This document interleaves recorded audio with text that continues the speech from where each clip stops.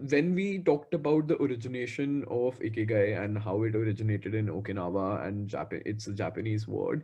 Um, to the people who are already well versed with the concept of Ikigai, this is for them. Uh, we talk about in Ikigai something like centenarians and super centenarians. This is something that they did a survey in Okinawa and they found out something which also I'm not too sure about.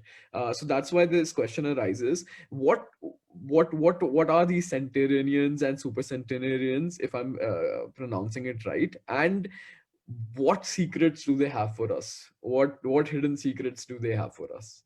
Wow, yes, you have the art of putting one huge needle on a huge mountain and literally end They're the session. trying. Yeah, that's true. But any such information that we can get out of this talk would be really Absolutely, really good. absolutely. So, in Yeah. fact, I have a huge session called as the longevity quotient, which is increasing the length of life. It's a huge module that I run, but I'll give a small gist of it.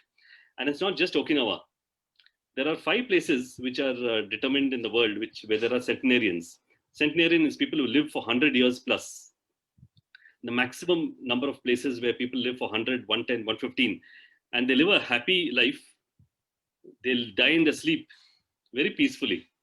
Most of them, 80% of them don't have any heart disorder till the end, hardly any stress.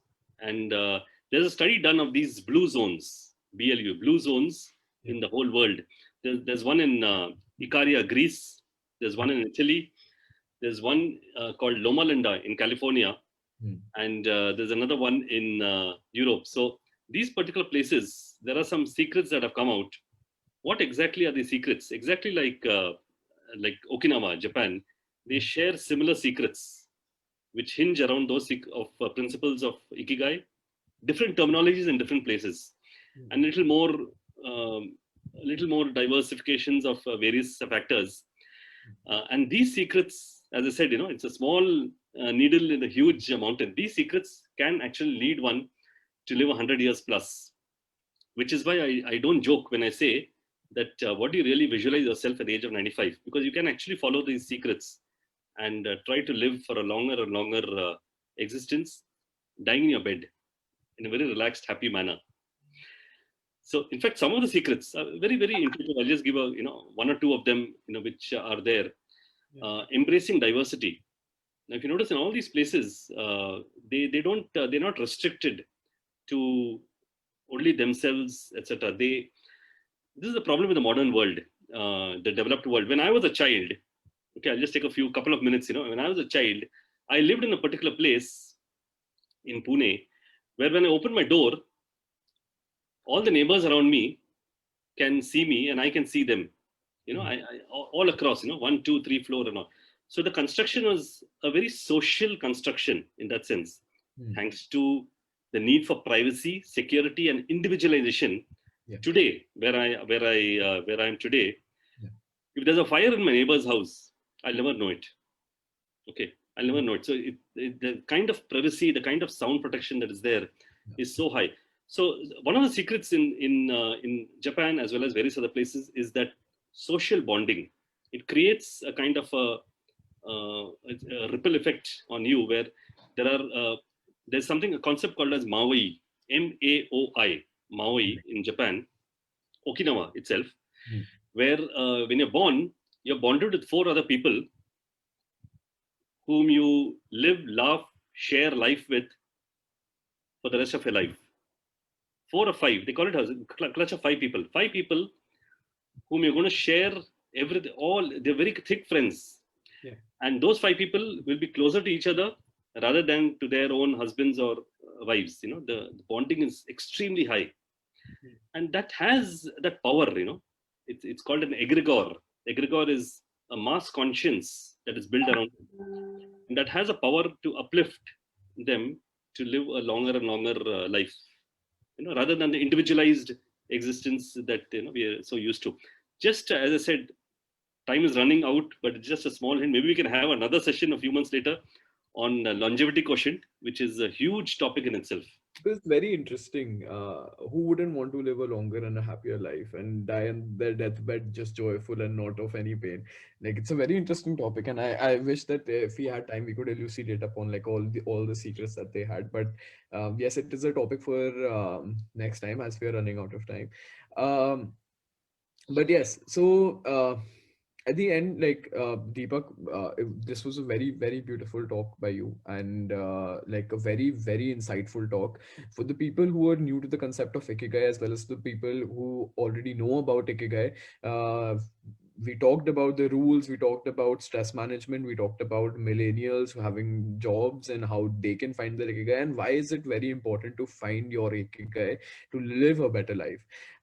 Also, I would like to, at the end, just like to add that Ikigai, according to Tim Tamishiro, who is also, firstly, though, I would love to go to Okinawa. Now I've heard so much about it, and so many positive vibes are coming from there. Like the nature is calling me towards Okinawa, and to understand what the concept really is, and to see the people out there and how they live, and like social bonding, how you're talking about, and everything like that. So that's a beautiful destination after COVID ends. We'll all just pack our bags and go to Okinawa. Now, as Tamishiro is like as reliable as a math equation, he explains Ikigai, and he explains Ikigai is as if you have your notepads. I equals to TA plus G plus R. So Ikigai equals time affluence plus your gifts plus rewards in return, and you're going to do this over and over again, and you will be so much richer because in your meaningful life, life is not a destination that you have to get to. Your meaningful life is something you can enjoy right now. As Deepak said, that there's no destination. 95 years you're seeing yourself in this job, so it is something that you can enjoy right now at any time you want to. A little bit of joy, as he says, will add up to a lifetime of joy. And isn't it time that you finally get time to find out what you love and what you're good at, and your ikigai will come into light? So your meaningful life will be a lot of work, as we all said during this talk, that it requires a lot of work, it requires a lot of risk assessment and self determination, but you're worth the work. Everybody who's who's seeing this, you are worth the work. Let nobody tell you that something is impossible. Just work hard for it. So I invite you to try Ikigai with us, from Happiness Coach, and with Deepak, who's an Ikigai coach.